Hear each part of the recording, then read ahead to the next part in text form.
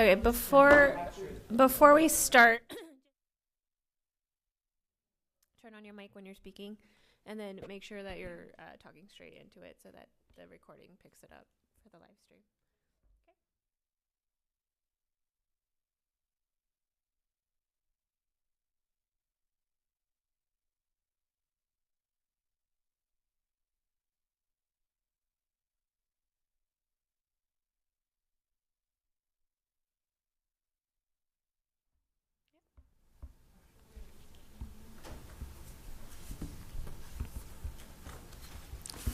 All right.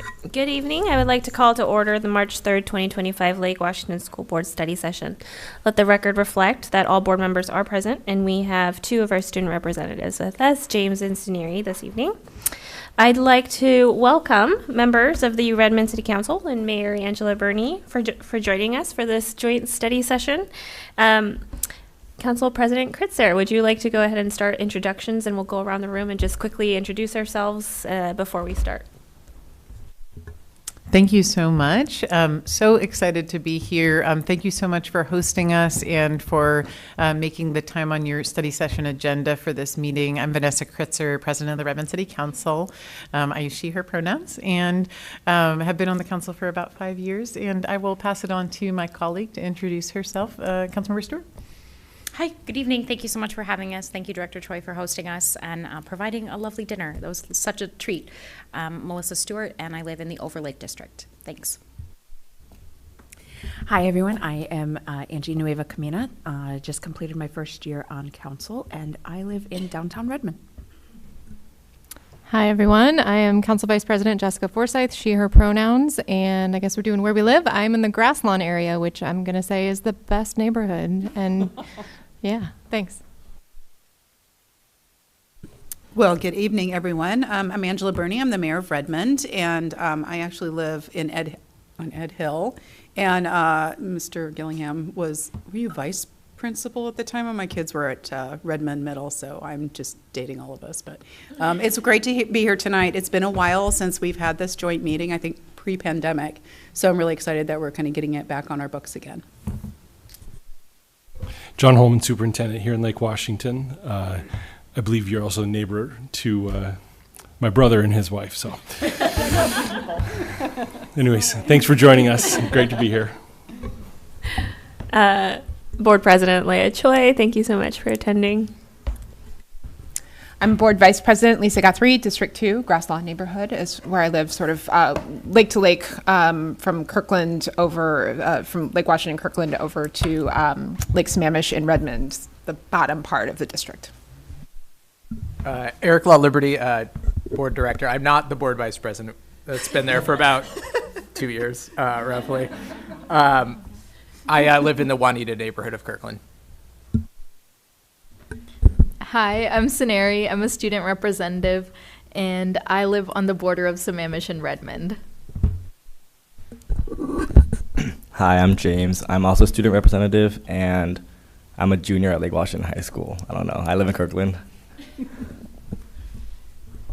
Hi, everyone. So good to see you. Thank you for coming. I'm Lindsay Yoakum, Board Director, just finished my first year on the board. Hi, I'm Mark Stewart. Been around for a few years, 12 years on the board. I live in the boonies, out east of Redmond, but it's a Redmond address. I have Sammamish and primarily the unincorporated county. Good evening. I'm Barbara Posthumus. I'm Associate Superintendent of Business and Support Services for the district. Hi, and I'm Matt Gillingham, Deputy Superintendent. Thank you so much, everyone, for the introductions. Let's see. So we can go ahead, and the next slide after introductions has the agenda for this evening. So this is the general plan for tonight. The first topic is going to be a district update on how currently Lake Washington School District and Redmond City partners highlight successes, any opportunities and needs that we might have. Next, we'll talk about the current landscape of public school funding, and then followed by topics of mutual interest that were kind of brought forward.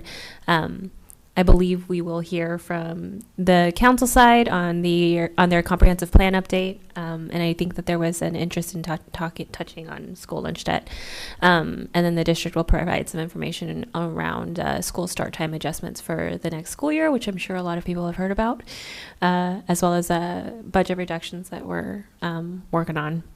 And the final item will be next steps for this type of joint session and going forward, and kind of what the interests are. Let's go ahead and begin with, I think Dr. Holman wrote this statement of purpose. Would you like to walk us through it?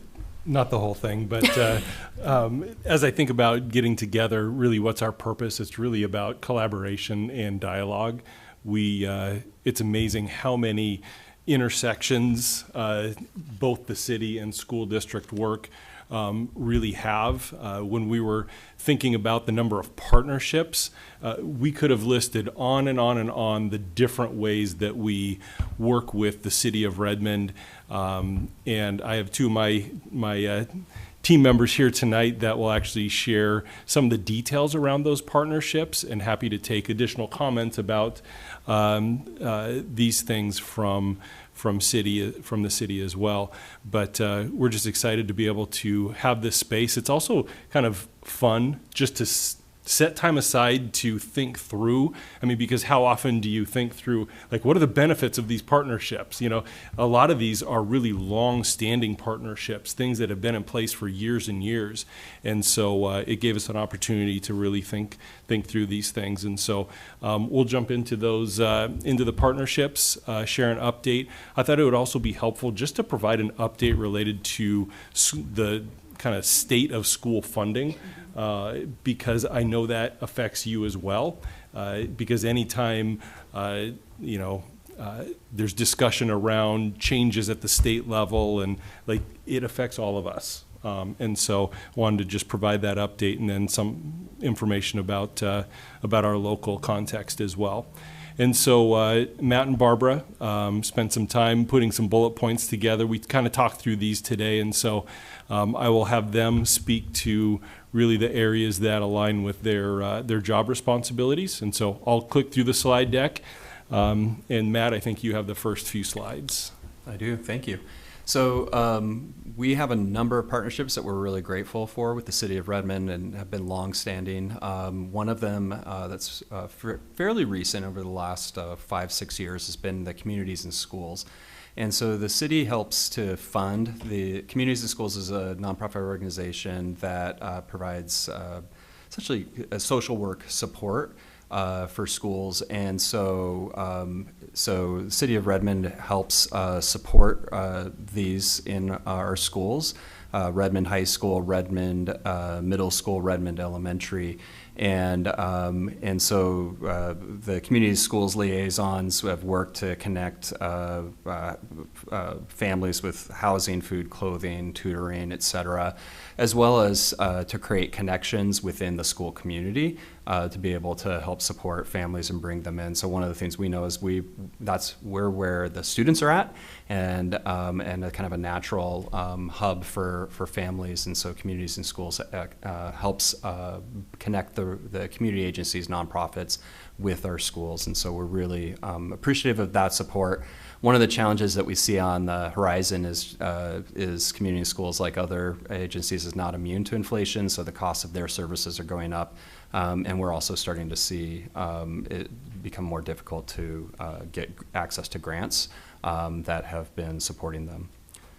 A brand new partnership that we have with thank you. I was scrolling on mine and it was there. So is Care Solace, and so the City of Redmond has helped provide funding for Care Solace, and we first started looking at Care Solace specifically for students. Essentially, think of it as like the last mile problem. So we as a school district fund behavioral health specialists in all of our secondary schools. So we are able to provide both preventative support and some triage care, but getting students access to kind of ongoing care is really challenging and very time-consuming for our staff. And Care Solace has a platform that makes a lot of this work more manageable, and they do so while respecting people's privacy, and yet we can also see kind of who's getting connected with care.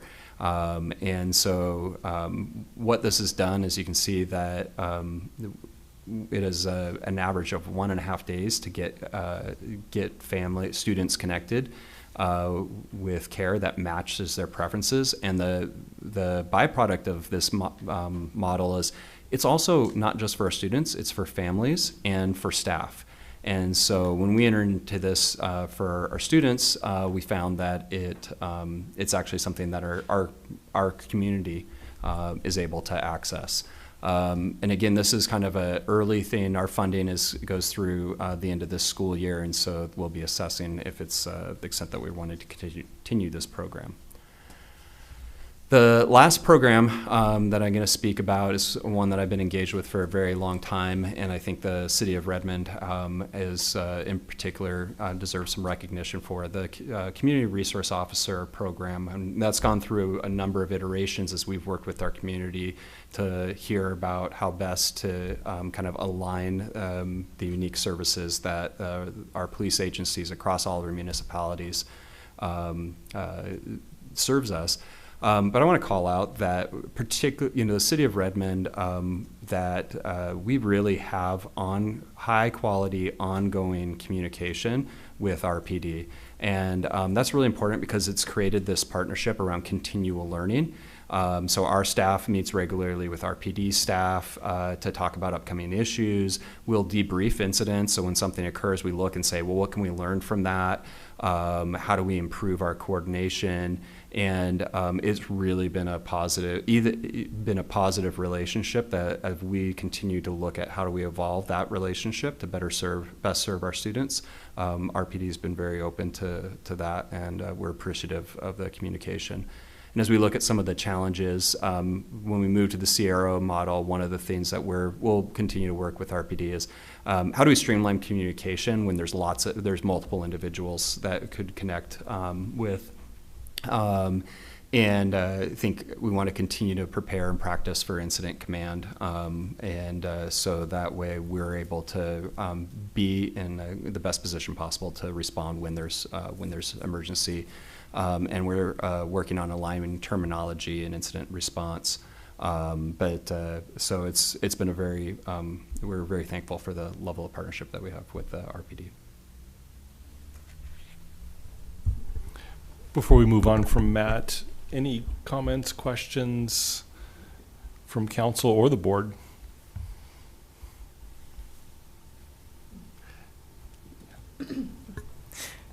Thank you. Thank you so much for those highlights. I'll just say, first of all, excited to be here and to be able to talk about our shared areas of interest. Part of the reason the council requested to have this meeting was because we often hear from residents who don't always know that, who to go to on different issues that are coming up for them. And they think of it as just a quality of life and Redmond issue, but oftentimes it's a school district, a matter, and vice versa. And it's great where we have these opportunities, especially when we think about kind of what allows our students to thrive in terms of getting the support and care that they need, the housing, the food access, and safety, I think are all of these pieces that we spend a lot of time kind of thinking about.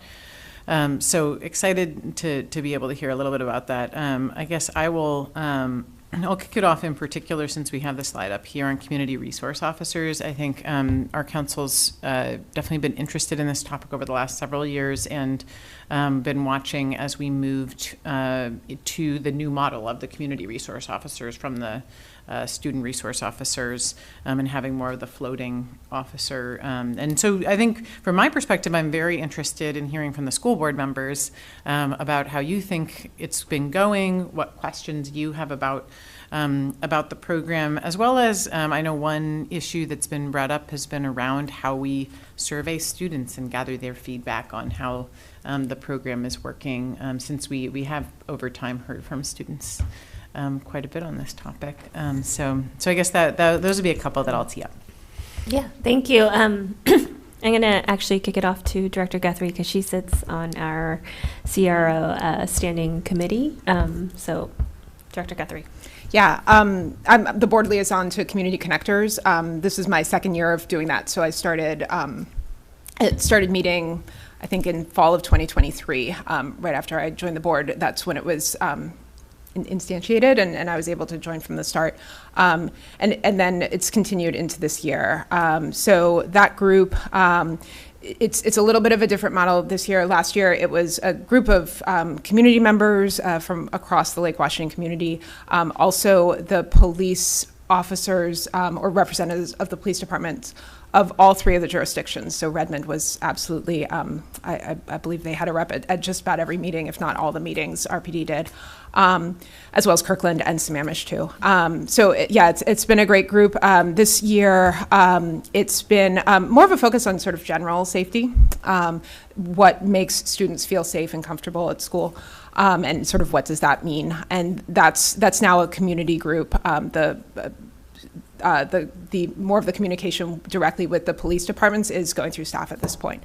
The handbook too that's mentioned here, that is something that Community Connectors reviewed, gave input to make sure that there were common expectations between everybody, because there's Lake Washington staff, of course, as well on that committee. So between the district, between the police departments, between the community.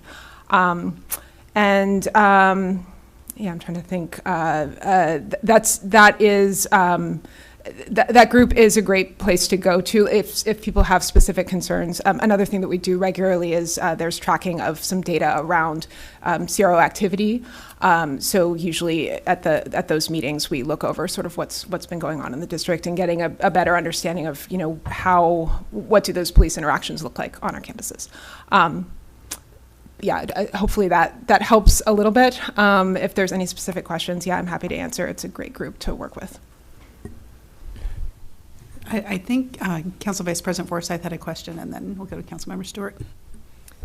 I did. It was along those lines on that same SRO topic, but I would love to hear from the student representatives about how they feel that that program is working for them and for the students. I think that the community resource officer, I have one at my school, they seem to be like a constant presence, and I don't know, they help out. Like, people know that when there's like a meeting in the office and things like that, or if you have any problems, you can always reach out to them. I do think though that, like, I'm online right now and I'm looking at the Redmond Police Community Resource Officer dashboard that it provides, and I do think that it's not that students don't have access to this data, but they don't really know about this data and they don't know how it serves students. Like, I can see right now that from December 2024 to January 2025, there was a huge spike in calls to community resource officers, and it's been almost double what it has in past years. So maybe just having access to this data would help students understand like what the purpose of a community resource officer is, and then they can also give input on why some of this data is what it is. Yeah, I think I agree. I think I always see the CRO, like I know his face. I don't exactly know what his name is, to be honest, because a lot of times I don't see him during most school days just because he might not be there, he might be busy somewhere else, or the way I go to my classes just doesn't follow where he is. But I think a lot of times it is about, like, I don't think most students know what their purpose is, except for just being a cop who's always there and like looking for people who are doing illegal like activities. So I think their purpose isn't really well defined, and if it is, it's not communicated well with a lot of the students, or it's not just well informed. Councilmember Stewart. Thank you, Director Choi, and thank you all to the students as well. Director Guthrie, it was so helpful to hear from you, and I'll share a little bit about why. This is one of the service areas where the City of Redmond actually provides a service to the city, right? Our officers are the ones who are contracted to work on this program. We, the council, one of our jobs is to build the budget, approve the budget, monitor the budget, and we have certain regulations about the size of contracts and whatnot that we also see on a regular basis before they're individually approved. So the last few years, our experience with the program and the relationship with the district on this is has been as a matter of reimbursement, needing to just take care of the dollars and cents related to the program. But what you shared really highlighted that there is work going on to monitor, evaluate, and iterate as you go. And that is a piece that I think would be really helpful for us to hear more of at some point. And I don't know, maybe we've communicated with staff that we'd love to do more of the work up front rather than waiting for the reimbursement. But if that conversation moves up front, it would be really helpful to hear from community connectors or from yourself about some of the good work that's going on in order to just kind of house the conversation about, because it's a matter of dollars and cents typically when we're talking about it. And I really appreciate how you centered our shared constituency when you were discussing this. So that's already one highlight I'm taking away from this conversation today, is that's a great point for us to be talking with one another more about. Thanks. In 2022, Matt, you can help me, when there was a bill that codified responsibilities for school districts that have police officers on their campus as a program. And part of that is, I believe, and Matt, correct me if I'm misstating it, is to have a community group that's engaged in, and you can tell me if I'm wrong, we have to have policy in place. We do need to be collecting data. And a lot of it seemed like, check boxes, but collecting data that's usable, meaningful, like that, it actually takes time and energy, and like it's not as simple as just let's collect some data, because for us, we have 4 agencies we work with, and to be able to do that consistently across all 4 agencies takes effort. That's part of that handbook implementation. Yeah, so we're required to report certain data to OSPI. But we are working to try it. So right now, each municipality essentially has their own dashboard, and we've been working to kind of get a universal data set for our whole district. The Community Connectors program, so we have an obligation under the law to essentially do an annual review. And one of the things that we discussed based on some of staff, based on our prior experience and some of what we were hearing from our community, was that was going to be inconsistent with kind of the values of the community. And so what we were trying to do is establish a program where we could engage in ongoing dialogue that allows us to iterate on this model, look at what's most important to kind of have in place, and think about how we're allocating resources and to what purpose. And so like Sonera, you just pointed out kind of the increase. I was looking at that data, and that was actually an increase in CPS referrals was made up a significant part of that. And so that type of data, we're working to collect with that, look at the roles, getting more kind of continuity in the program.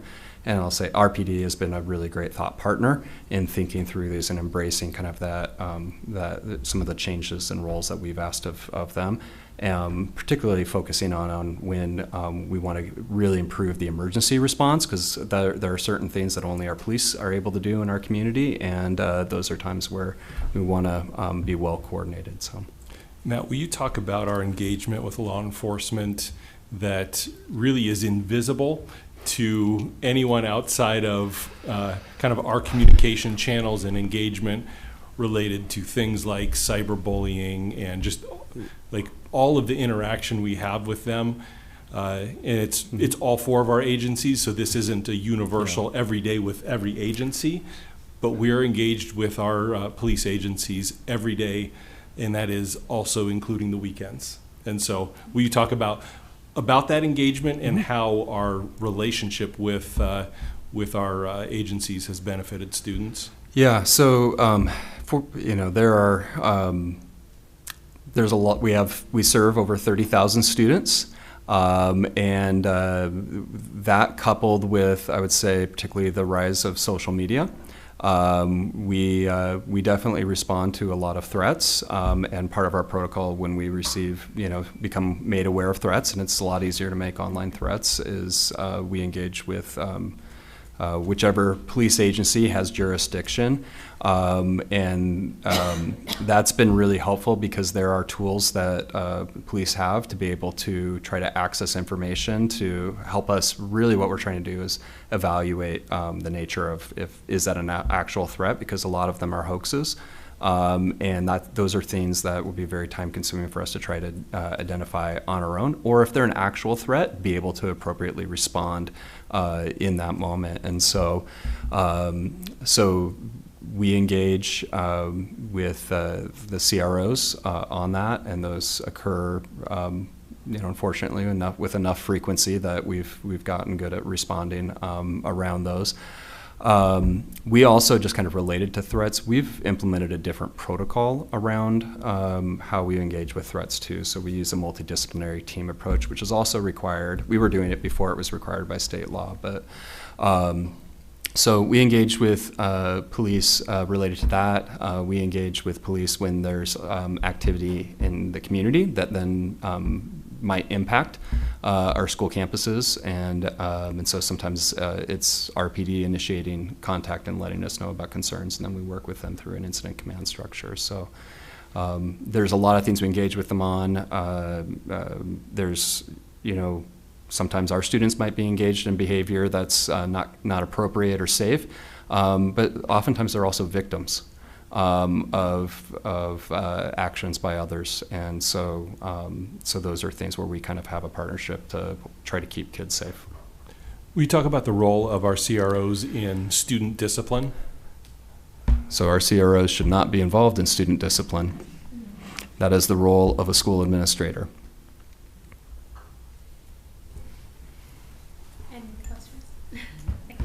I'll just make a comment, which is I appreciate the care and thought that goes into this, especially in thinking about response to threat and wanting to make sure that we keep our students safe. Just the other week, there was I have a daughter who goes to Rockwell Elementary, and so some of the schools in that area got a notice of threat, and it's very real when you get that message to think about what is going on in your child's school or the schools around, and just the number of parents that want to make sure when we send our kids to school that we know they'll be safe. And then on the other hand, also making sure that we're not over policing spaces where police shouldn't be, and especially because we've heard especially from students of color over the last several years, concerns about where police presence sometimes can make them feel unsafe. So I think that just balancing that, and I think the thought that's been going into this conversation is really just so important, and appreciate how you all are thinking through this, and hopefully we can keep the conversation going. On the same notion, especially for our students of color, we are growing at light speed in Redmond and also the area around us. We're becoming more and more diverse as we go along, which is beautiful, absolutely beautiful. Understanding that collecting data takes quite a bit. I see it as a necessary, because to make sure that especially our students of color have a voice, to where they can be giving feedback back to us, saying, hey, yes, sure, maybe they do or don't understand what the role of the CRO is, but to hear what their experience is, and understanding that each one is going to have a different experience. And as soon as I hear we want to make sure that our students are safe, I've trained myself to start asking, safe for who and from who? Because that perception can be very different depending on, quite frankly, the color of your skin or the country that you come from. So I'm interested to hear, have we given any thought to how do we move forward, and how do we make sure that we're collecting the data? And again, appreciating how much work and budget goes into that. But I can't go to my constituents and say, I'm sorry, we don't have the infrastructure or the budget to hear your voice. So, it's tricky, and I understand that. But have we started thinking about how do we collect this data moving forward as we continue growing?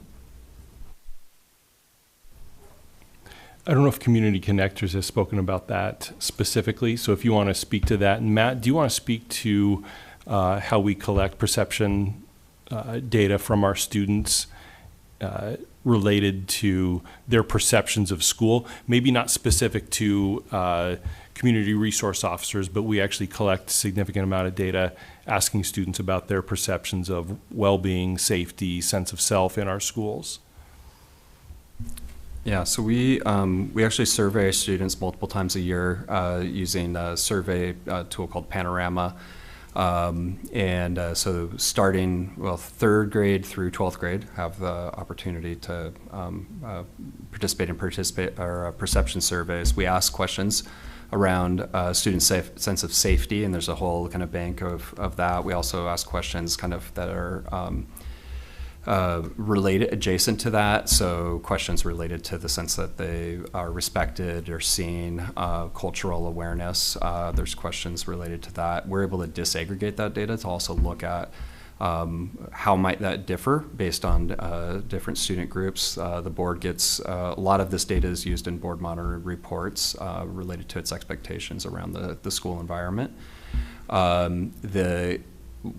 One of the things that's taking a little time for community connectors, but I think that has been time that has been well spent, is thinking about, because this is not a transactional kind of nature, we just don't want to go out and survey students or survey families, and thinking about that group is work to kind of say, how do we build the capacity first amongst ourselves?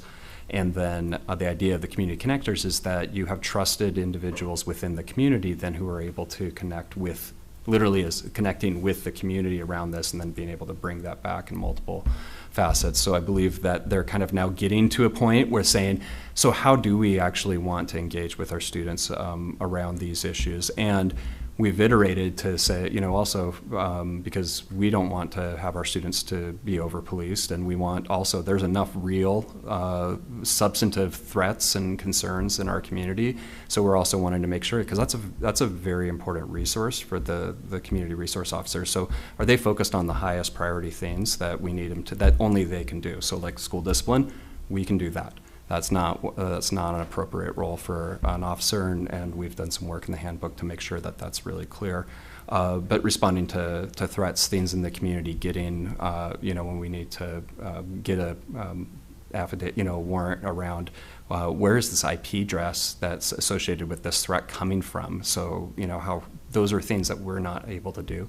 And so trying to have that partnership be really clear of what can we each kind of bring to the table. So we definitely, and I think that's been kind of this long-term kind of commitment, is to build the capacity. So this is an ongoing, sustained conversation around what does it mean to be safe, and for whom is definitely, I think that's everything that Community Connectors has been kind of working on and getting that foundation.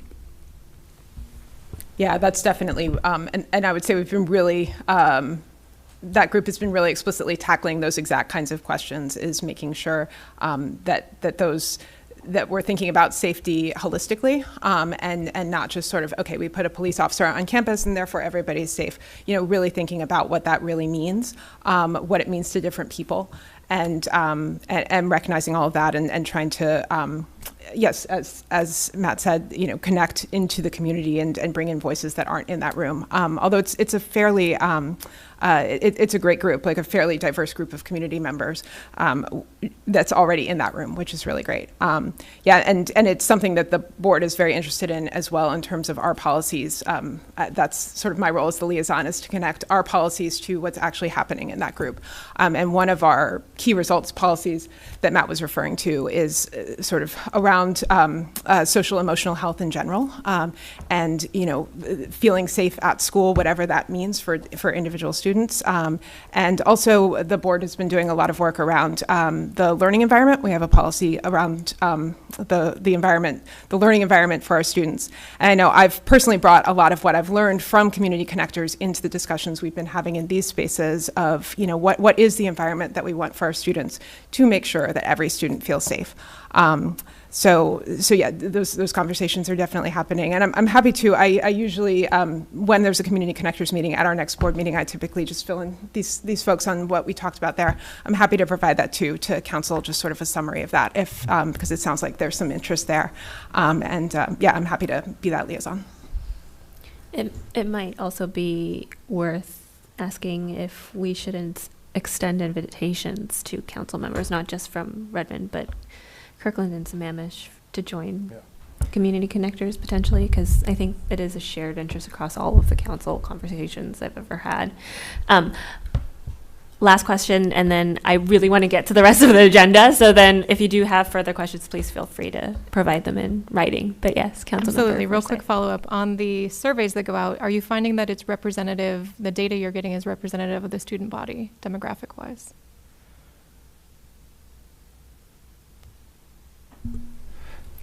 Generally, our response rates are pretty representative. We know that our students with disabilities is one of the more underrepresented groups in responding to those. And then we've also had some challenges with getting our high school students to consistently respond. And so I'll just say we've made some veiled threats to our high schools to take this a little bit more, make sure that it's prioritized in their time. So generally, most of we get pretty good responses up until about 11th and 12th grade. But those aren't threats that our CROs would need to follow up on. Not that kind of threat. That's the same kind of response you get from your high school students that you have at home. I also want to just mention that our Lake Washington Schools Foundation is also a partner in Communities in Schools and Care Solace. And so it's kind of a triad partnership in that regard. Okay. Barbara, I believe you have the next I have the next few. 3 slides. So first I'll talk a little bit about construction planning, again, some of our in partnership. Again, real success. We have a great working relationship with the planning staff at the city, and so really appreciate that. Good communication flow. Again, Carol and her team are outstanding. Some of the opportunities or challenges is the permitting process in Redmond takes about 3 to 6 months longer than our other jurisdictions because there's not an allowance for concurrent planning for land use and building site permits. So that's just something that we plan for and know that it's different, but it is different than all our other jurisdictions. And then again, the planning department is really good at when there's developments that we may share concerns with, not file, but just put a public letter in during the public input process. The city staff is really good about pointing us and connecting us to the developer. One of the things we're wondering or just would like to discuss opportunities is the city staff usually is not part of that conversation, and so bringing them in to that conversation would be something we'd want to maybe do in the future. So go ahead to the next slide. So the other very successful partnership that we have is our joint use agreement. So this allows joint use of the city can use school district gyms, district fields, and then the district also can use city spaces and fields. And the city is currently managing the field reservations for the community, which we really appreciate. We have a strong working relationship with the Parks Department, between the Parks Department and our schools. And again, we each understand when there's unique issues and using each other's fields. So some opportunities, of course, is, there's limited gym time for outside users. We'd like to continue to explore more with the city, joint partnerships on capital projects with, for example, we just finished a project at the city of Sammamish, did a joint field development project at Inglewood Middle School. Kirkland adds grass to some of our elementary fields, and then they maintain those fields. So something we'd like to continue to explore with the city. And then the other, as we all are, we're very excited about the senior center that opened within the city, and we want to explore being able to use that just occasionally during the workday for large meetings. Originally, when it opened, we were told that it's not available during the day, and maybe that's changed, but that's something we'd like to explore. We just had a wonderful PTSA Founders event, and that would be a perfect space for that event. I don't know if anybody attended that here, but so that's done with this slide. You can move on to the next slide. Yeah, if I might. Yes. Well, one, it's the Redmond Senior and Community Center. Yes, so I will thank be you. in a lot of trouble if I don't make that correction. I appreciate that. Thank you. And we do, I don't know the exact rules around using that space during the day, but there are organizations, the city included, that uses that space at times during the day. So perhaps the time you reached out was before it was really open. So I think we're in a bit of a groove now. So I think that's probably available. We also have the Marymore Village Community Center as well that has space. And I think that's always a great discussion about how we can use that. The interesting thing about the district fields, oh my goodness, when I was on the Parks and Trail Commission, we were talking about some of this work, like at Redmond Middle School, because those fields are underutilized. And so I'm always interested in continuing to have those discussions. I'm uncertain why we've never been able to kind of get over the hump with it, but I think it's worth discussing this year prior to next year's budget to talk about what that would look like. Great. All right, the next Old Redmond Schoolhouse. Again, we partnered, this was pre-pandemic, but we partnered to remodel and upgrade that beautiful historic facility with the city, and so that was a great partnership to get that open.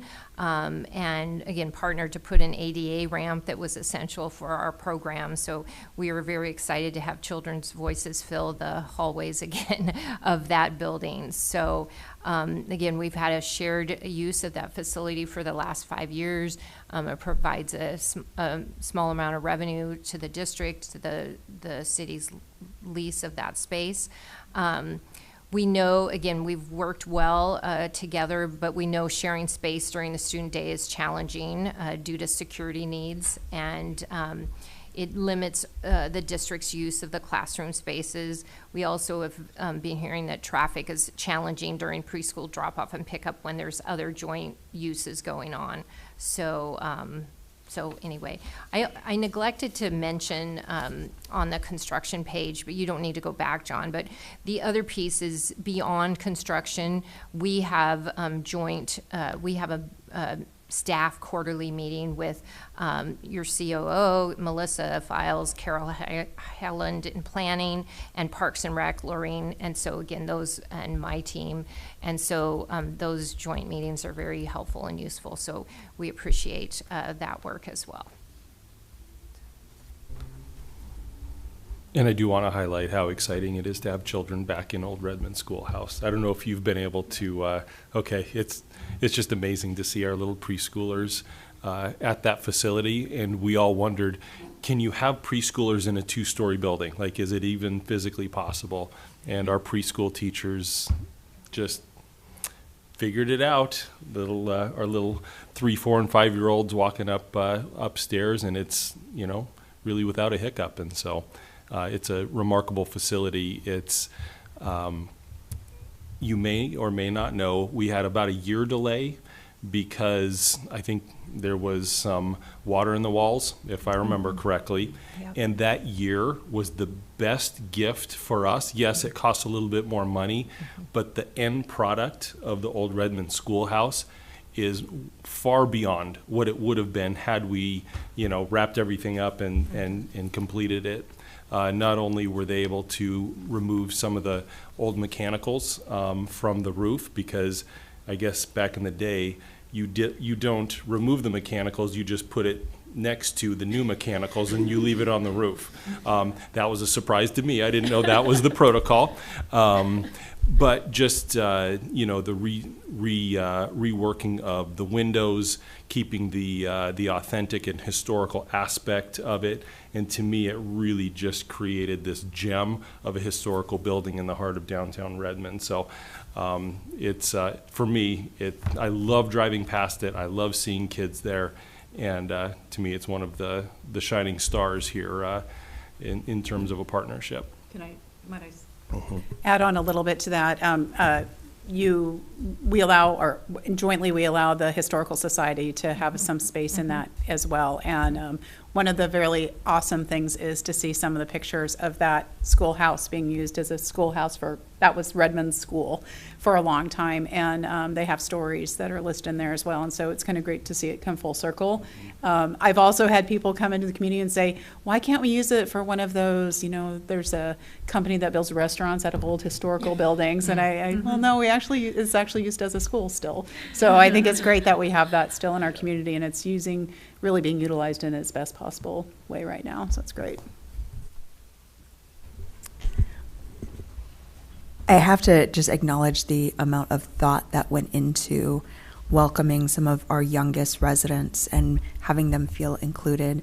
When I was in the schoolhouse, noticing how much thought and intentionality went into making sure that there was a place for some of our youngest, as I said, youngest residents to feel included, like this is for me, whether it's the restrooms, the sinks, the benches, everything is super teeny tiny. And it wasn't just things that, sizes that we might see in elementary. And elementary covers a lot of ground, but specifically for this age. And I thought that it was just very representational of the Redmond that we are and that we aspire to continue to be with our inclusivity. So great job.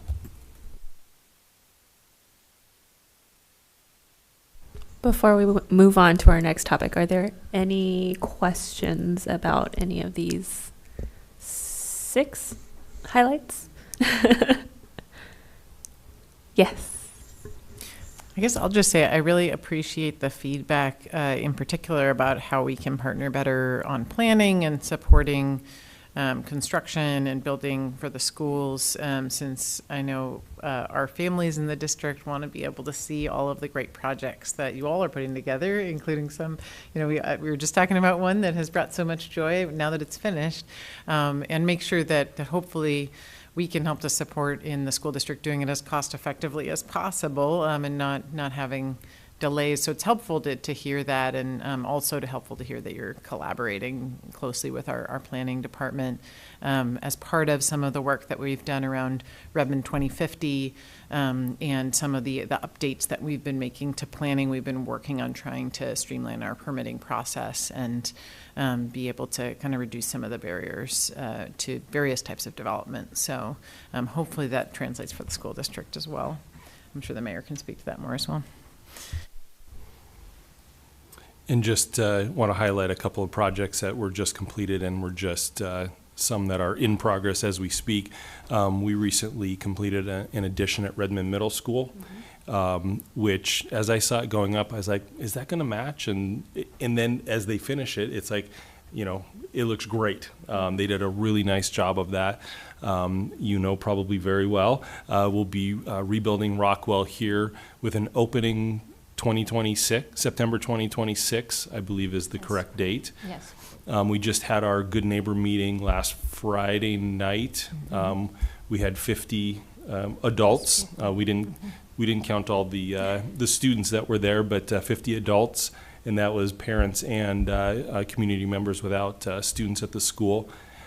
That is a high turnout for a Good Neighbor meeting. Not surprising that the Rockwell community turned out, but great conversation and dialogue and questions. And if you've seen the visuals of what new Rockwell will look like, it is really, really great. I'm really excited for that.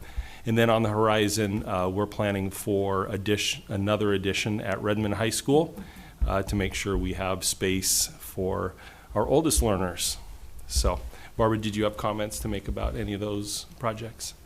Nope, you've covered them. Okay. Yeah, Great. thank you. I can add a little bit. Over time, I want to say, I don't know if you have a slide on it, probably not, because it's not a pressing issue right now, but the city has worked with the school district quite a bit on queuing for cars, pickup, has really done some great work, in particular areas throughout our community at,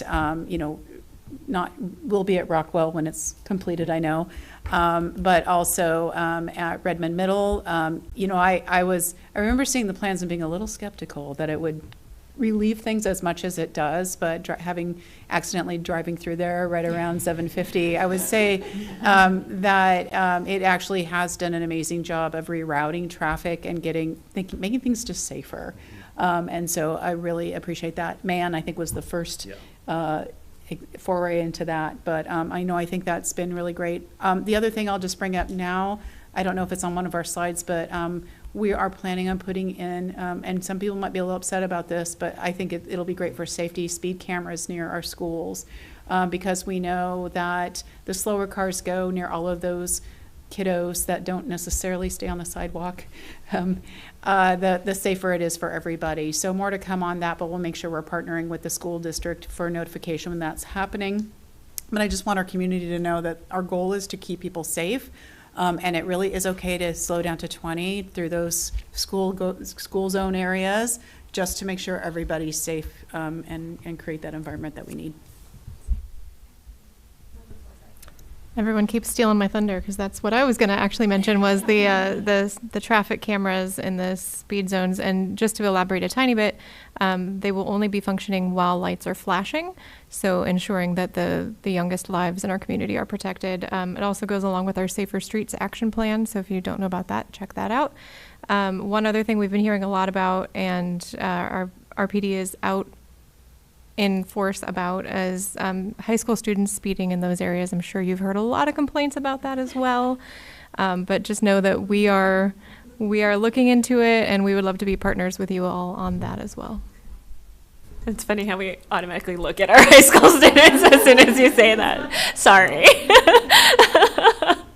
Director Stewart. I've often thought, though, that the police officer who has the motorcycle duty around Redmond High is probably the busiest officer in your entire force. I don't remember a day that went by that I didn't see at least 2 people stop. I don't know what your revenue was from it, but. Well, and I think, thanks for bringing that up, because if we can use the speed cameras during school zone times, then it alleviates the officers from doing that, and then they can be doing the other work of the community. And so it really helps us out in a lot of different ways. Let's move on to our second topic. Sorry, I have to make one comment before I move on. We worked with the city of Kirkland around these same issues, and for us, it's a very simple procedure. No one ever has to get a ticket,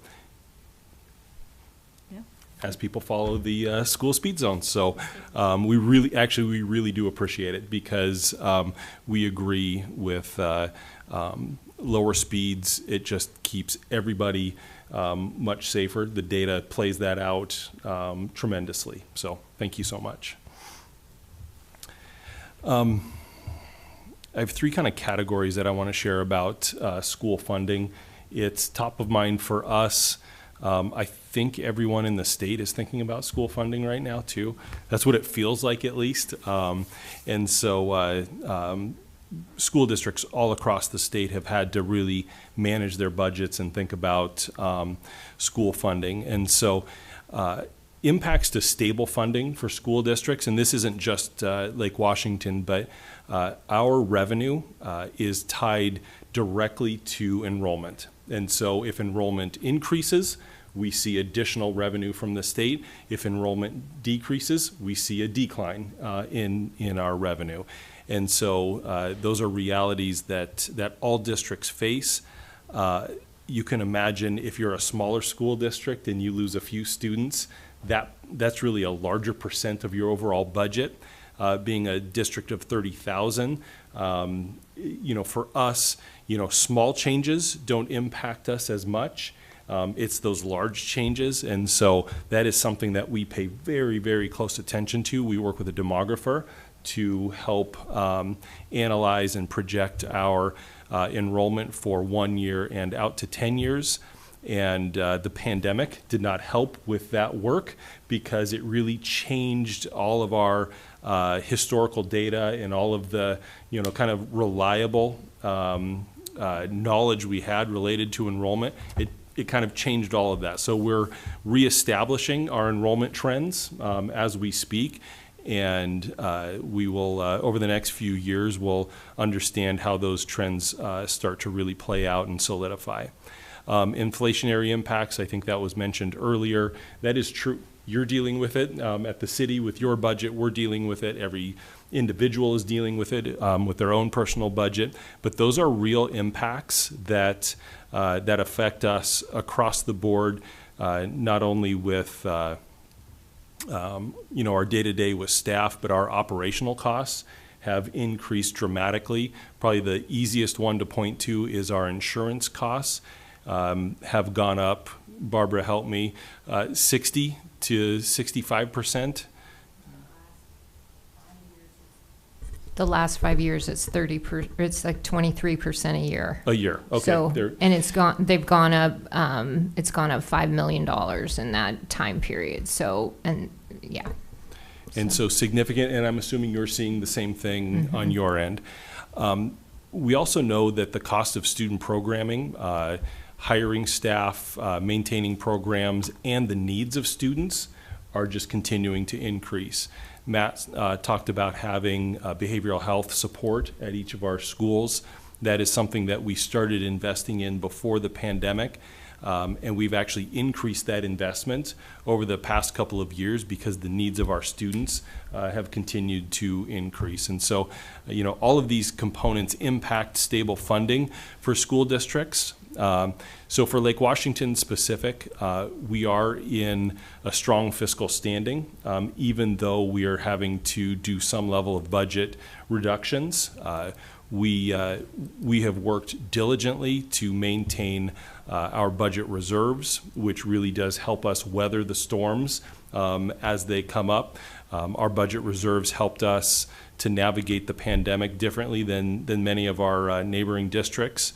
And still, even as we have been diligent about our budget, we have seen a slight enrollment decline since pre-pandemic levels. The last 2 years, we've seen slight increases, but we're still not back to pre-pandemic levels. And so as revenue is tied to enrollment, that's a revenue decline. And so over the last couple of years and then into next year's budget, we'll have reduced our expenditures by over $16 million. And that's been through some very strategic efforts, but knowing that having a balanced budget with budget reserves keeps us as a district in the best position possible to be able to serve our students.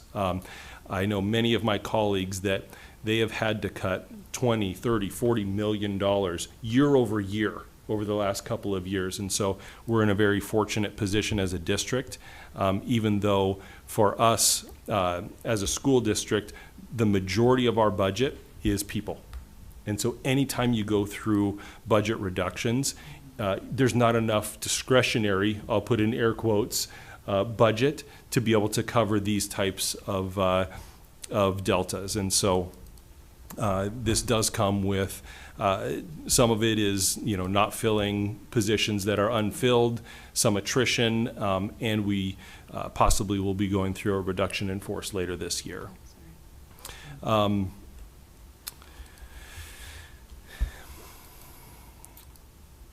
The school districts across the state, agencies that support board directors, administrators, our teachers associations have really coalesced around three kind of legislative priorities. They've been coined as the big three, and that's full funding for special education programs, materials, supplies, and operating costs, and transportation.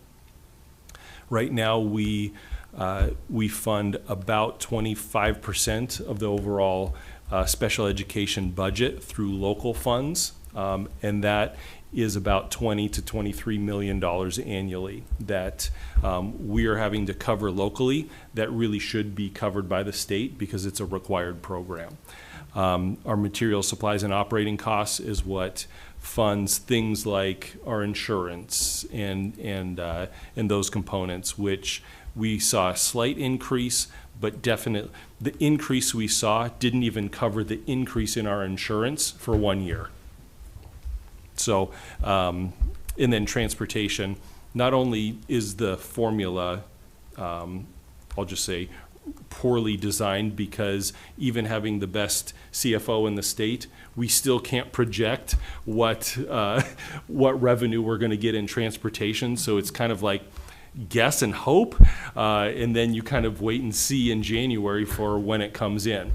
And fortunately for Lake Washington, we have a plan that allows us to project relatively well, knowing that it's still, we don't have a mechanism to actually get down to the actual dollar amount we'll receive like we can with other budgets. It requires us to budget conservatively because we just, it's really unknown. It's based on a regression analysis. So our revenue is based on how well other districts do and how efficient the whole state is in their transportation systems. So anyway, so it requires us to budget pretty conservatively on that. So we're not missing the mark too far. So. Yeah. And then another legislative component that we'll continue to advocate for, simple majority for bonds. Right now, we have to receive 60% plus one to fund major construction using bonds. Bonds are spread out over a longer period of time, so the impact on the local taxpayer is reduced year over year. Lake Washington has shifted over to funding construction using a levy, which you collect over a 6-year period. Typically, it's a larger increase in your overall tax rate for that period of time. One of the requests we have, a bill in the House and the Senate right now, is to allow us, I'll just say it's to front fund capital levies, and meaning we just passed a levy to be able to construct schools with that. We have to wait till those dollars come in, meaning we have schools planned out right now to be built through the levy that was just passed in 2032. Whereas if we were able to front fund it, meaning receive the levy funds up front and then pay it off as we collect those, we'd be able to complete those schools within about 2 to 3 years earlier than is currently planned. Saves us money in construction escalation costs, gets students in school sooner, and our community that is funding actually sees and realizes those buildings being completed. And last, you can see here our ask of our legislative delegation always is no unfunded mandates. Our legislators always have great ideas, and if those come with a cost, it's really important that those costs are realized and funded, so that for all of the reasons you heard earlier, unfunded mandates cause us to have to reduce other programs and services for students to be able to fund those requirements. And so the landscape of school funding is, I will say, ever changing right now, and but we're partnering with our legislative delegation quite closely. I just had a phone call with Senator Dingra this morning related to our front funding of capital levy bill that's in the Senate. And so we're quite active in testifying and advocating on behalf of, yes, Lake Washington, but really districts all across the state. Yeah, questions?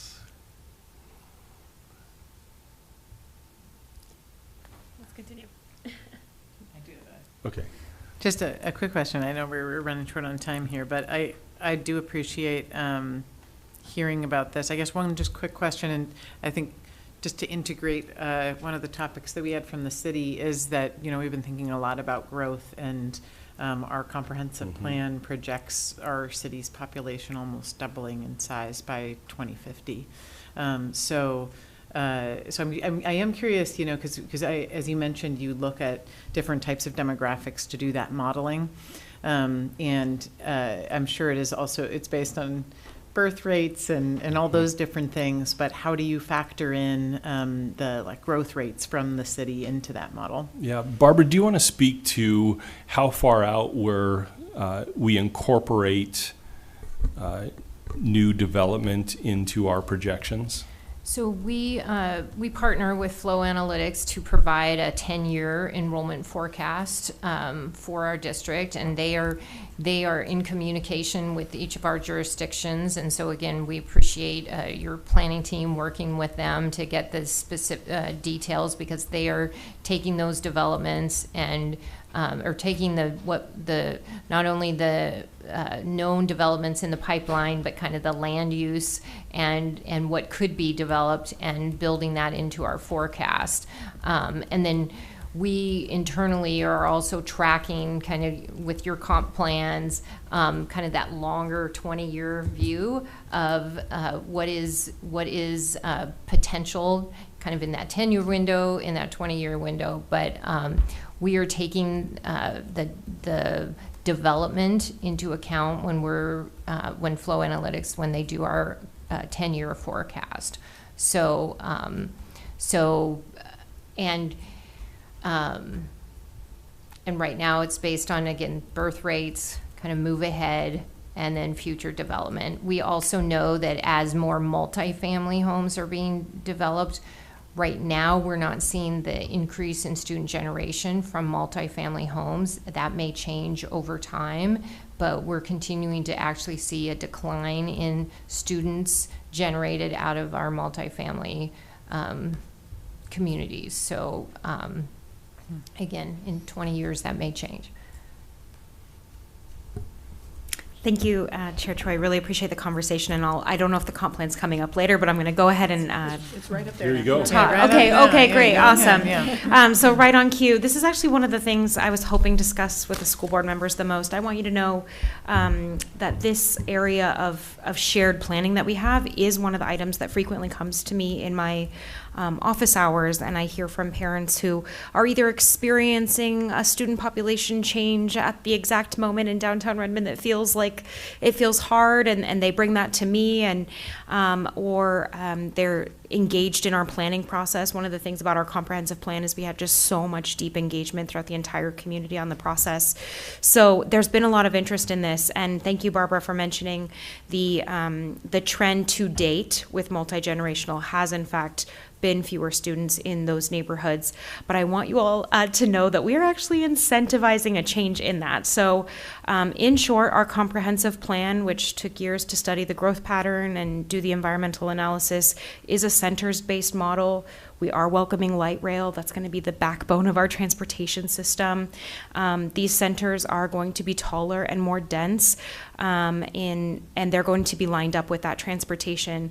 Our council has worked to incentivize things like 3-bedroom family-sized units and developments that offer more publicly shared amenities and family-oriented spaces.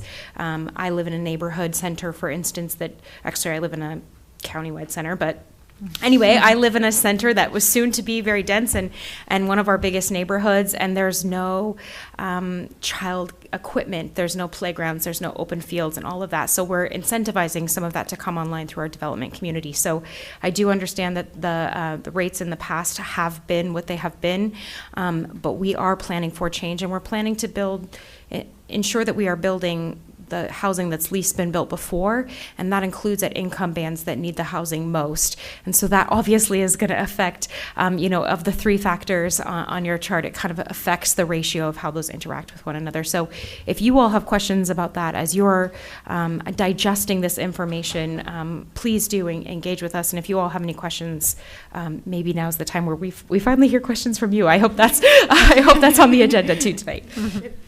If I could add a little bit also about middle housing that you will see throughout the community as well. So, I think you will start to see that in some of our older neighborhoods where there are smaller homes and there's an opportunity to build 4-plexes, 6-plexes. That is in our comprehensive plan. That is also a state mandate. And that I think that some of your schools will start to see some turnover, some older communities where maybe the enrollment has declined. I think you'll start to see that shift quite a bit as younger families move into some of these more affordable not quite single-family homes, but back into the neighborhoods as well. So I hope that that's in your calculations on demographics as well, because I think that will be a pretty big change for Redmond and some of your other communities. And also, as Councilmember Stewart mentioned, Light Rail is opening in Redmond, May 10th. I hope to see you all there.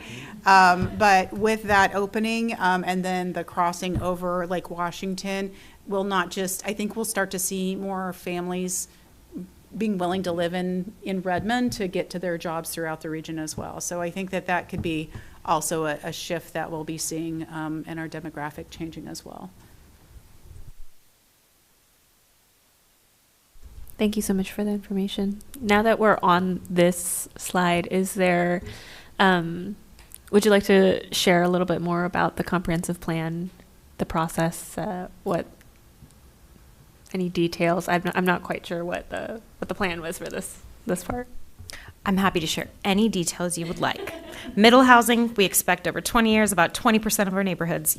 We're happy to share any details you would like, but I do really think that land use pattern matters maybe the most for all of you. And I think it's important for our community to know that comprehensive plans are the tippy-top policy document. So all of our functional plans, all of our strategic plans, all of our budgets really do need to be in support of the comprehensive plan and helping to implement the plan. So inclusivity, sustainability, and all of the things that we know in our community here on the East Side have always been important to us. We've really doubled down on that plan. We just adopted that plan at the end of '24, and we're now implementing that plan and continuing to do that work. And I know there's a lot going on in the world, but here in the city of Redmond, we're continuing to deliver on our values in all of the ways that we planned to. Yeah, and I guess as context, since you may not have been tracking the day-to-day on that, we spent many years on this and literally engaged thousands of Redmond residents to get their input onto this. We worked really closely with community-based organizations to be able to make sure that we were reaching out into a really large diversity of our community to be able to look at this plan.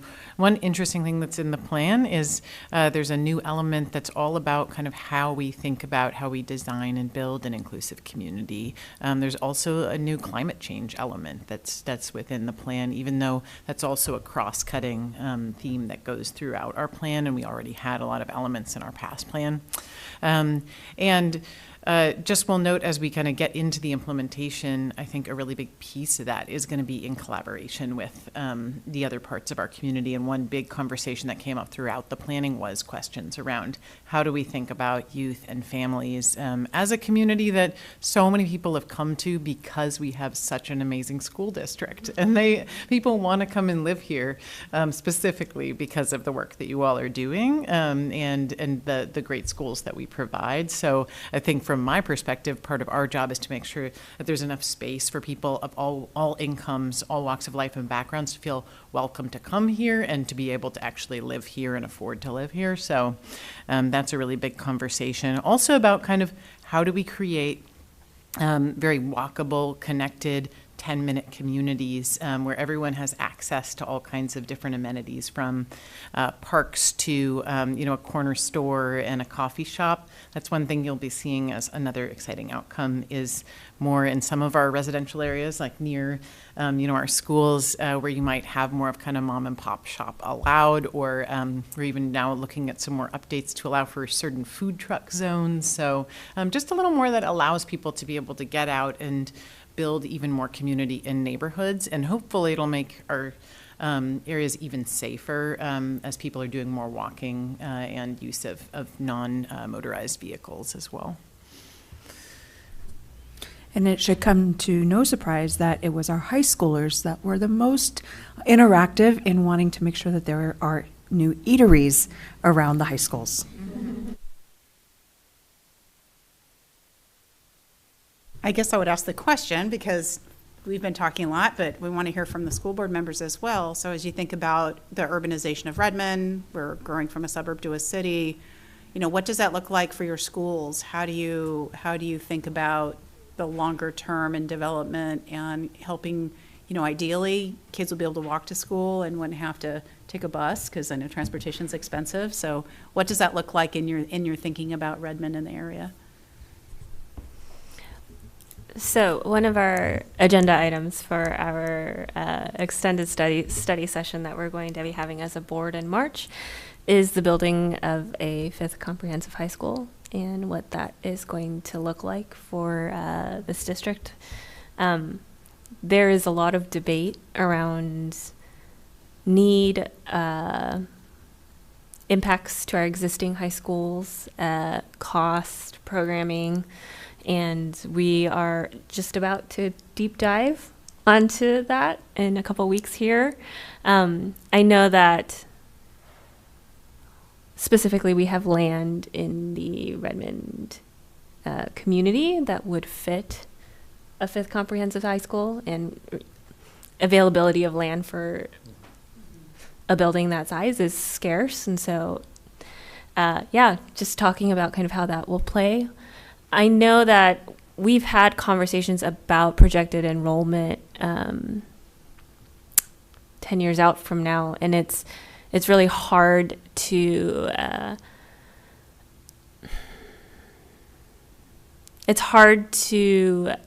make decisions with the numbers that we have right now because COVID has changed our long-term trend so much. And so I think hearing your plans around what's going to be happening in Redmond helps with this conversation that we're probably going to be walking into pretty soon. But yeah, I think it's actually super helpful for you to share this information with us. Director Guthrie. I do have a question. Somebody mentioned, I'm sorry, I forgot who, that the population of Redmond is that you're anticipating that's going to double in the coming some number of decades. Where does that come from, or can you give us a little bit more context about exactly what you're looking at, or how you're bringing in that data? Because I know how we do it from our perspective, but it would help to hear a little bit. How do you think about that and plan for that? Sure, I'll start, and then I'm going to probably have Councilmember Stewart, who has been part of our Growth Management Planning Board, Growth Management Planning Council, who talks more about housing and the numbers. How it happens is we get allocated, we actually negotiate numbers through a multi-year process on how many new households and how many new jobs that we're willing to accept in the next 20 years. And so we worked with the other regional players, cities, county, in taking a look at their large allocation and how they divided it up depending on, transportation and what your city's able to accommodate. And so in that, Redmond accepted around, and Melissa's going to correct me, around 20,000 new households and around, how many jobs? 20,000 new jobs. In the next 20 plus years or so. And from those numbers, then we take a look at how do we allow different levels of affordability in that too. And I'm going to let Councilmember Stewart take over because she's the expert in this. Oh, no, I think you really kicked it off well. I mean, we as a region and as a state, really, when we adopted growth management in the 90s, what we said as a state is collectively, we're going to keep the cities more dense, and we're going to preserve our beautiful greenways. We're going to preserve our wild lands and our public lands. Maybe you visited yourself other states where the housing affordability crisis is not nearly as deep, but for how many miles outside the city are you driving by subdivisions? We do it a little bit differently here in Washington, right? So when the mayor talks about the negotiations, the economic forecast comes in. This is what growth is coming to the state. So where are we going to plan for the housing? Where are we going for which kinds of housing and which kinds of jobs? Redmond is a really good collaborative regional partner, and we sit pretty strongly at those tables to make sure that everyone's getting a chance to be taken care of. And I would just add, in terms of where the growth will go, to underscore the point, and I often share this with residents because people who live maybe in Education Hill are wondering, is there going to be a 12-story building jumping up next to my single-family home? We plan specifically to say we're going to have certain types of housing in certain areas. One of the things that we are doing, though, partially because of state law, partially because our council wanted to do this, we actually started to do this before the state passed policies on this, is to make sure that in all areas, we're going to go kind of beyond single-family zoning. In places where you see single-family, we're going to allow for duplex, triplex, multiplex, but it's still going to look a lot of that kind of same feel. But you might, where you have one house, you'll have a couple houses that would be more affordable for people to live in, or townhomes, that type of thing. But then where you're going to see the taller buildings are still going to be in the places we think of as our urban centers, or centers. So that's going to be downtown Redmond, the new Marymore Village area that's going to be around where the light rail station is, as well as the Overlake neighborhood that's kind of on the Bellevue-Redmond border area. And some of those, some of the students that live there will be in the Bellevue School District, but some will end up in Lake Washington. So those are kind of like our big areas of growth. And then we have some other areas where we'll have some more density that are within transit-oriented development corridors that are going to be close enough where we're going to want to add some more density. But so you're going to see different types of development based on kind of where in the city they are and how close they are to the light rail. So it's not necessarily going to be the same thing all over the city. That's part of how we plan. Could I ask a question? When you're undertaking this planning, does it enter the conversation where existing schools are and their capacity, and then is there plans for adding opportunities for additional schools, or is that? Absolutely, and I know that we worked with we brought the school district into the conversation in all of this, and that's part of thinking about where schools are, where will they be, and in thinking with you about not necessarily traditional. John and I, excuse me, the superintendent and I have talked about that over the years, like what can that look like into the future, not necessarily a suburban model, but so absolutely those things come into consideration.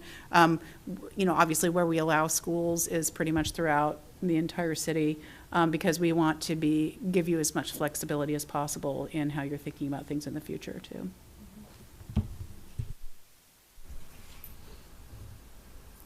Director Stewart. I've got a question too. I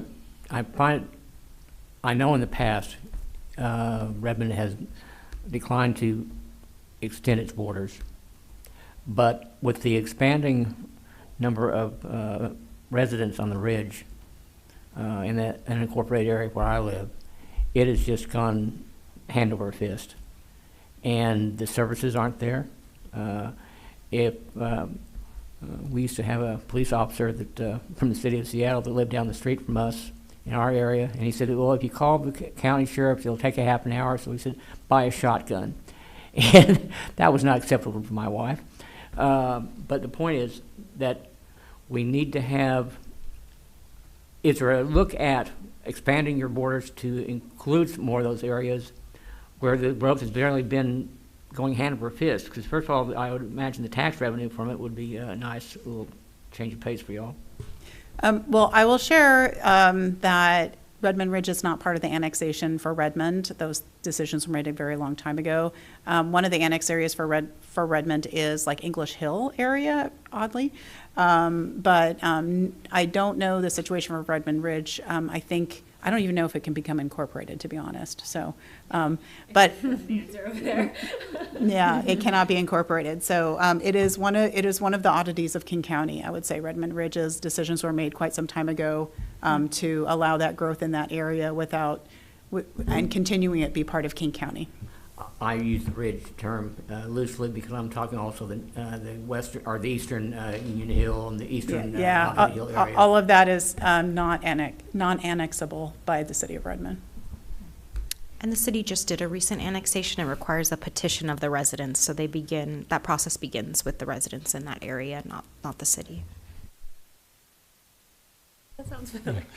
Barbara, I'm wondering if you could meet with city staff, and maybe you already have this information, because it was mentioned that some of the growth is in the Overlake region.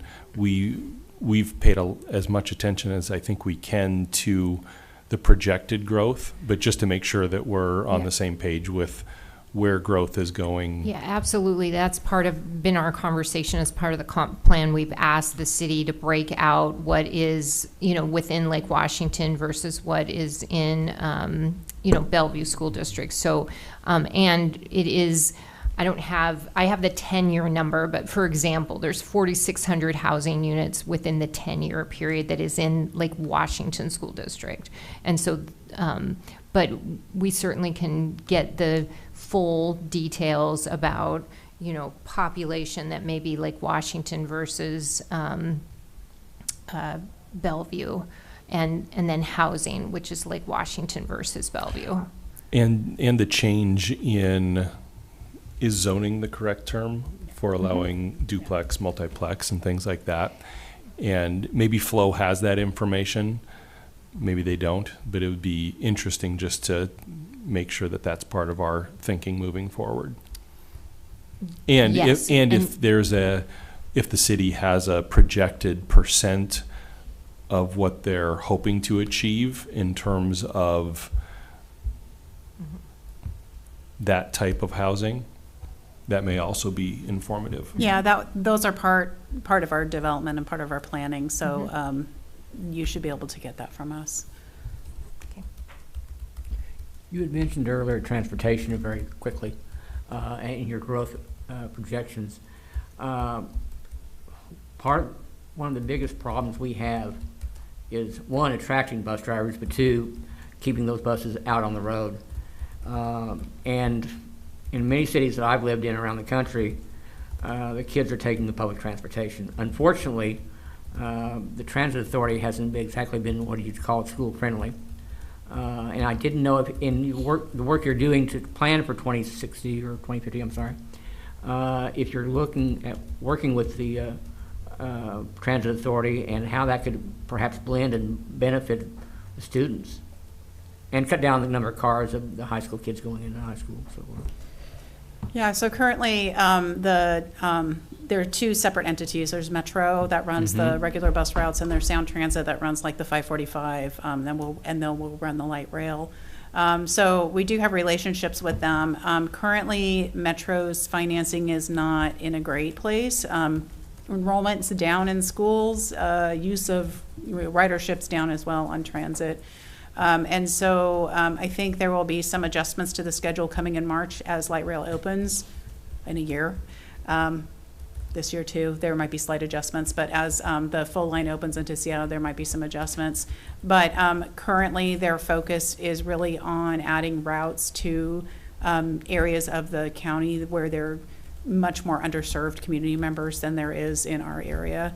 But we'll continue to ask for updated service and improvements to service in our area. But it's unfortunate because I think that that's an opportunity that I'm not certain how to bridge, but I think that's an opportunity in transportation. I know that Lake Washington High School uses Metro, some Metro. They have just better service because of where they're located. You know, I know there are kids that take the bus to Redmond High because I see them getting on and off there.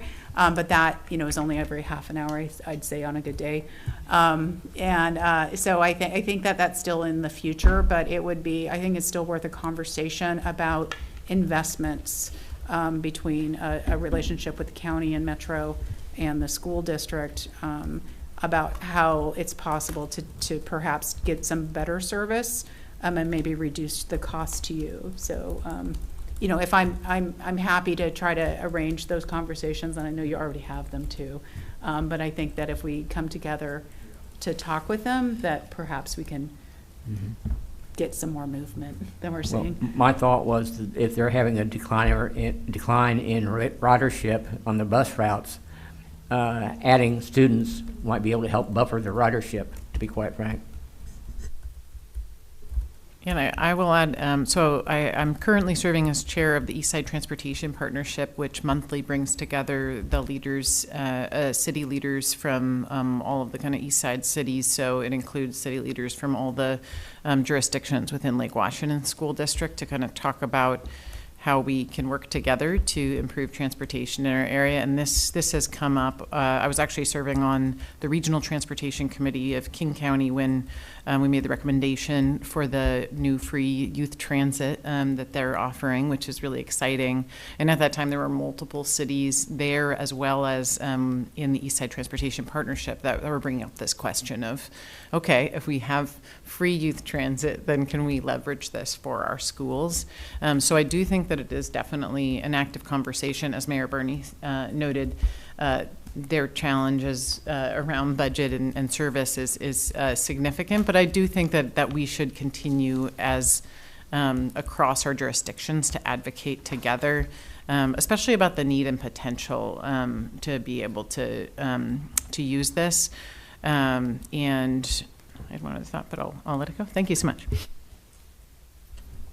Thank you, and I think that it's a wonderful topic around working collaboratively.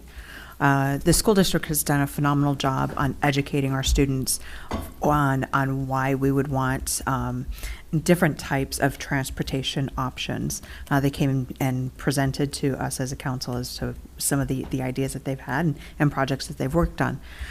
Having two children one that graduated from Lake Washington High and one that started at Rose Hill L and is about to graduate from Redmond High. Oftentimes with the high school bus, it would be unreliable. So he was a pro at taking the 221 on up to the school. And then sometimes he's late, sometimes on time. That's a different conversation though.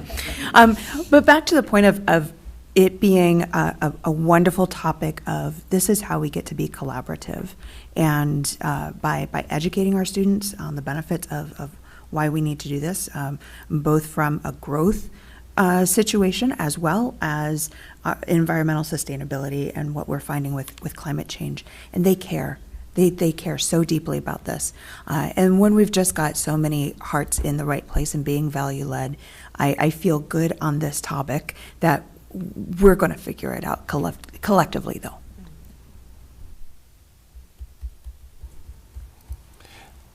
On the district side, there's just one update. You know, as you're thinking about school zone cameras and your school zone lighting, we will be adjusting our school start times next year, albeit slightly, but you also want to make sure that, and so that's something that we work with staff on to make sure that that those updates occur and that that your team is knowledgeable about that, because my guess is if they're off and we haven't told you, communities like, why are your school, zones off of school start times? And if we haven't informed you of that, then that doesn't work very well.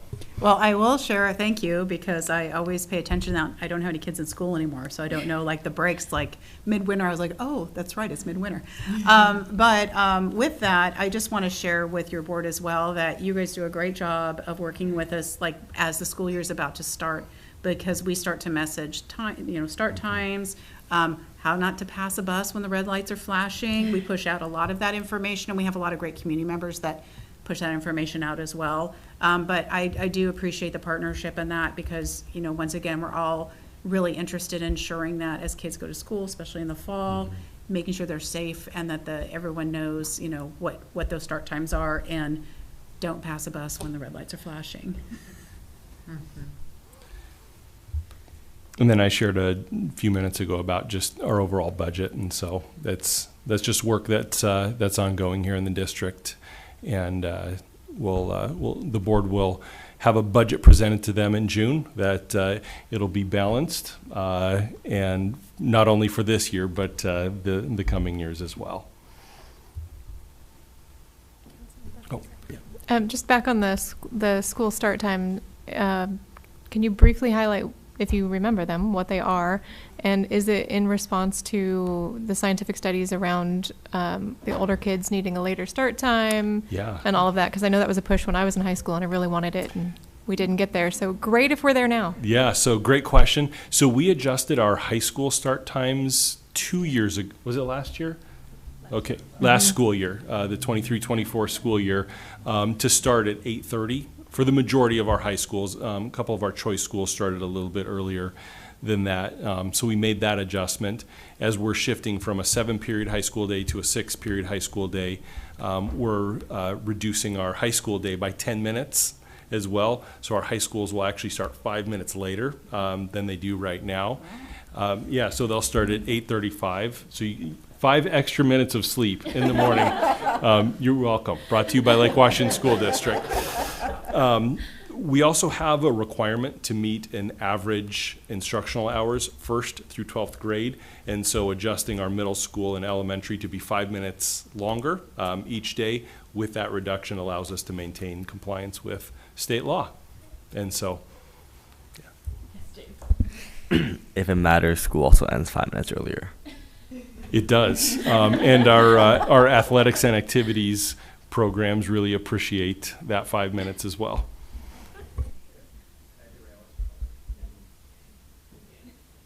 I was trying to answer my question by reading the comp plan, but I wasn't able to. So I was reading the land use and the housing element, and I understand it's planned to accommodate for, maybe I'm getting the number wrong, 24,000 something homes, roughly. Does the comp plan speak to the number or the percentage or the proportion that would be multifamily versus single family? I guess is the first question I have. And where, if not? Yes. Okay.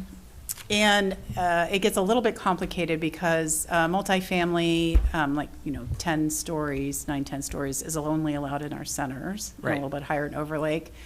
So you can figure out the housing units by what the land mass is allowable from floor height and everything else. And then out in our neighborhoods, we still have height restrictions. So height-wise, it would be still looking like our traditional single-family neighborhoods, but it could be more like duplexes, fourplexes. So you wouldn't be going up higher than a traditional, 2-story-ish house in the neighborhoods, but you can allow for more housing units because we can allow for, like say 6 units on a lot instead of 1. Or 1 or 2 if you could do ADU right now. So does that answer your question? Yes, basically. And segues into my next question. Okay. I heard with centers-based model, which I was trying to look up what that meant. So maybe somebody could explain that to me. But I understand it, the city's strategic direction is to accommodate this housing in its existing or planned, urban, let's call it urban centers roughly. I mean, it's the terminology used. So like downtown Redmond, is that right? Is that the idea? So that you're going to accommodate growth by planning for that growth to occur within the existing urban centers? Yeah, the majority of the growth will happen in downtown Merriamore Village near Whole Foods, and Overlake near the Overlake Village Station and up in that area. I don't know when you last were over there, but it's changing quite a bit. Councilmember Stewart lives over there. And so the majority of that new housing goes in those areas, but there's still increased housing throughout the city as well. I'll just jump in. The easiest way to think about it is if there's a light rail station nearby, there's going to be a bunch of density housing nearby. Right. That's kind of, when I was envisioning Redmond in 2050, that's what I envisioned. Yeah, sure. So you're right on our page then. And I'll just add, if I'm sure our planning staff would be happy to send to you, we did a lot of great heat maps to kind of show where the density would be most, but then you can kind of see where it's going to be peppered in other places kind of throughout the city, but you can see where the planning is really, where it's going to go, and then where it goes along transit corridors. You mentioned earlier that I won't say mandate, but you're putting a restriction on smaller units, if you will, and trying to encourage 3-bedroom, 2-bedroom, so forth. Is that going to be also in the units that are already there in the downtown Redmond area? Because if you're adding 2 and 3 bedrooms, that means we're adding more kids, because traditionally they think of less kids because of smaller units. I also have my own street data looking to see how many pregnant women are in the grocery store aisles, and I find that I think we're going to be growing, to be quite frank. So yeah, and it's happened over, even prior to this comprehensive plan, we have encouraged more 2 or 3 bedroom units throughout our city as we do development agreements with developers. And what we, when I toured some of the new properties near, in Miramar Village near Whole Foods, their 2 and 3 bedroom units, you can't keep them on the market. People are really excited to be in them. And so I think we see kind of a demographic shift of people who actually are pretty interested in being near parkland, near the amenities, but they don't want to take care of it. So they're happy to live in a multifamily unit without the responsibility of say, my yard. I just think it's really helpful to clarify, Director Stewart, that we are adding more choices and not actually removing any choice. We are only adding. Yeah. I didn't know perhaps that some of the units that are already there, if you're trying to encourage them to remodel some of those. Okay. Thank you. So I think that's a great point for us to kind of go to our last topic on our agenda, which is going forward next steps. First, I'd just like to thank all of you for coming and spending the evening with us. I think this has been a productive conversation for everyone. I know I personally have taken away quite a bit, especially for our conversation regarding a 5th comprehensive high school potentially.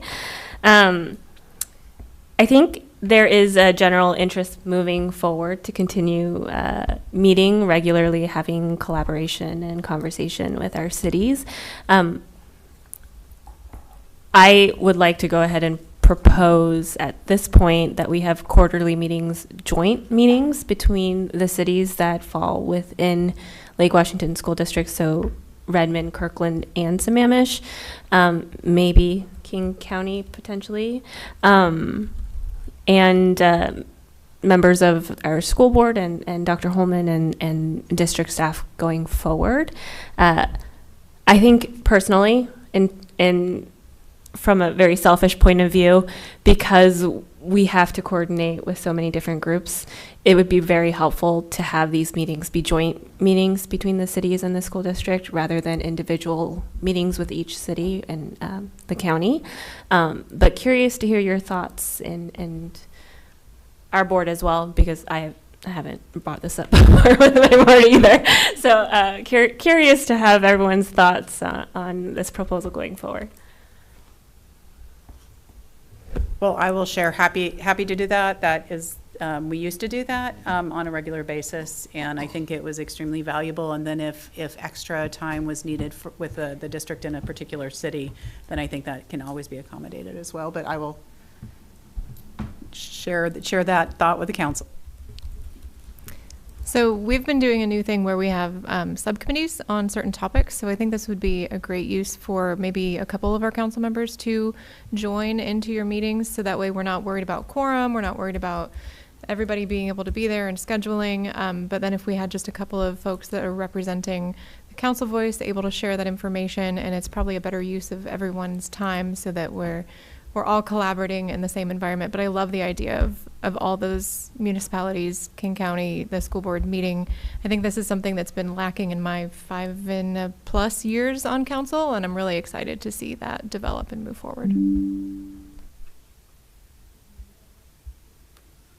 Yeah, I just say I appreciate you opening that invitation to us, and agree. I think if we want to keep it at less than a quorum, so it's not quite as big of a production every time for every quarter, but where we can talk more often and be able to ask these questions. I would definitely say I feel like we asked a lot of questions of all of you tonight, but would love to hear any other questions you have also for us, and to have that regular point of contact where we can have the designees then report back to our bodies, gather questions and feedback, and keep that kind of iterative conversation, especially with our neighboring cities, keeping those things in mind when we ask something of you, knowing you have all these other cities also bringing up ideas would be really helpful. Yeah. Thank you.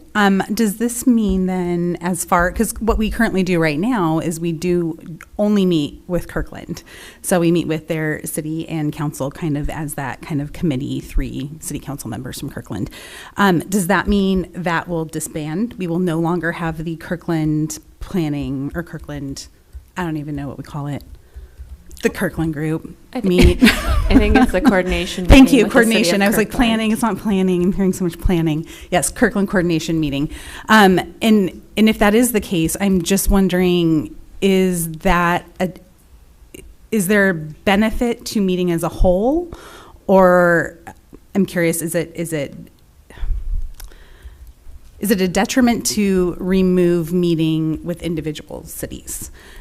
And I don't know, I would almost ask, do you see a benefit in meeting as just a city, one, in addition to this whole group? Or just kind of curious, because I think for us, I think our governance structures are different. So I think that might also factor into what these meetings look like. But just curious on your end, you haven't been doing this, and I'd be curious to know, like, what does Kirkland think? What does Sammamish think of that?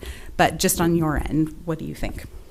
I really appreciate the question, and I heard earlier Barbara mention that she has these outstanding quarterly meetings with our COO and our Director of Planning, and I would never want to disrupt that. So for things that are working now, I think they've been going on, and it sounds like they've all been helpful. I would never want to speak for Kirkland.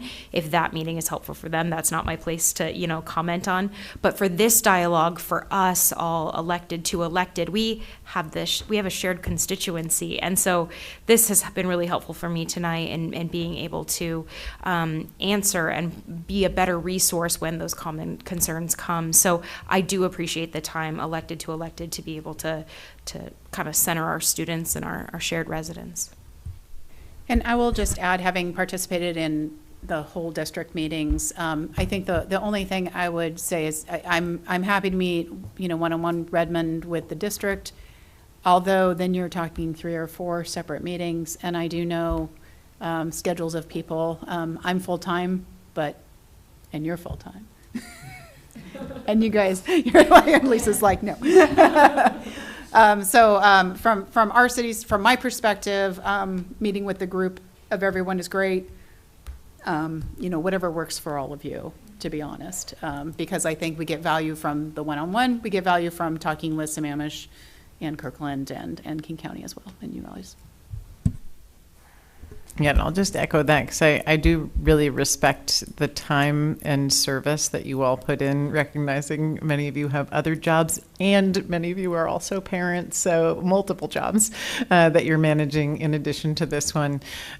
So I think where we can consolidate time, from my perspective, if we wanted to try doing the multi-city to start with and see what that looks like, I think it'd be good. Then we could add check-ins to see, is this working? But we could try it and see. I guess the question on Kirkland is, because they have that existing structure, you might have to ask them about that.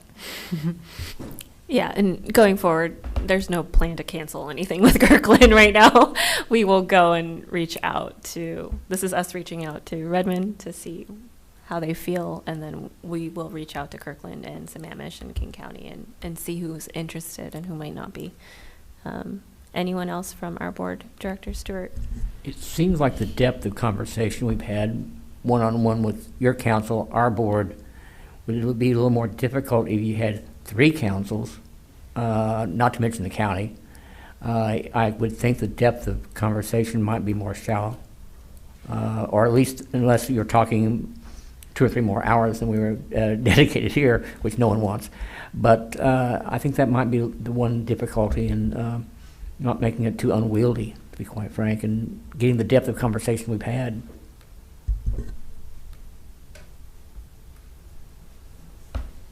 Director La Liberty. It's a great meeting. Sitting on the Kirkland meeting, there's a significant amount of overlap between what we discussed tonight and what we regularly discuss with the Kirkland Council. And if we're truly having like a elected level, coordination meeting with superintendent and mayor, it makes all the sense in the world to try to consolidate that into one meeting. If we're talking about high level policy considerations that relate to schools and have shared interests with the municipalities.